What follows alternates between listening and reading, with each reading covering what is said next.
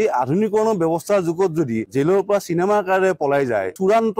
লজ্জাজনক কিবা কথা হ'ব পাৰে নেকি বাৰু কওক দুৰ্গোৎসৱৰ আনন্দ উৎসাহৰ মাজতে এক অঘটন সংঘটিত হৈছে লুঙি বিছনা চাদৰেৰে 20 ফুট ওখ দেৱাল পাৰ হৈ পলায়ন কৰিলে 5 জনকৈ কয়দী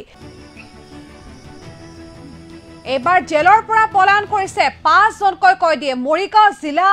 জেলৰ পৰা পলায়ন কৰিছে 5 জনকৈ কয়দীয়ে কম্বল লুঙি বিছনা চাদৰেৰে ৰছী বনাই কাৰাগাৰৰ 20 ফুট উচ্চতাৰ দেৱাল পাৰ হৈ পলায়ন কৰিছে কয়দীকেইটাই আৰু আটাইকেইটা কয়দীকে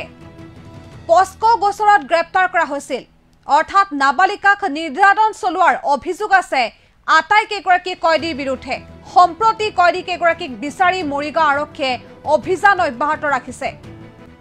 আৰু মৰিগাঁও আৰক্ষীৰ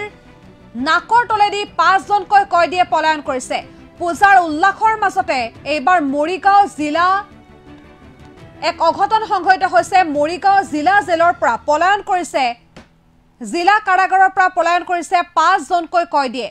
আটাইকেইগৰাকী কয়দীকে গ্ৰেপ্তাৰ কৰা হৈছিল পস্কো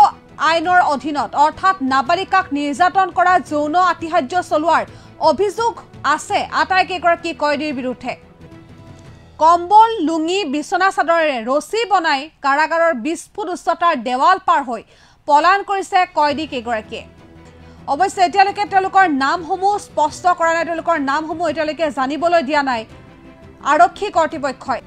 সম্প্ৰতি কয়দীকেইগৰাকীক বিচাৰি মৰিগাঁও আৰক্ষীয়ে তীব্ৰ অভিযান আৰম্ভ কৰিছে আমি ইতিমধ্যে খবৰ পাইছোঁ যে মৰিগাঁও জিলা কাৰাগাৰৰ পৰা 5 জনকৈ অপৰাধী পলায়ন কৰিছে তেওঁলোকে যদি জেলত অপৰাধীকেইটাও সুৰক্ষিতভাৱে ৰাখিব নোৱাৰে তেতিয়াহ'লে তেওঁলোক আচলতে কি কৰিবলৈ আছে গতিকে অতি শীঘ্ৰে ইয়াৰ ওপৰত ব্যৱস্থা কৰি যে জেল কৰ্তৃপক্ষৰ ওপৰত বিহিত ব্যৱস্থা ল'ব লাগে